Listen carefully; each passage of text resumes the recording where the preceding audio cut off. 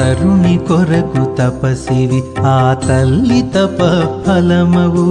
కరుణ జగద్రక్షకుడవు కాలానల రుద్రుడవు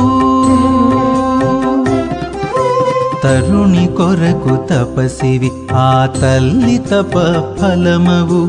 కరుణ జగద్రక్షకుడవు కాలానల రుద్రుడవు మొరవెట్టిన వేళ వినవు వరమిచ్చెదవడుగకని పరమ మౌనమునగాంచెద పరమానందపు చరితలు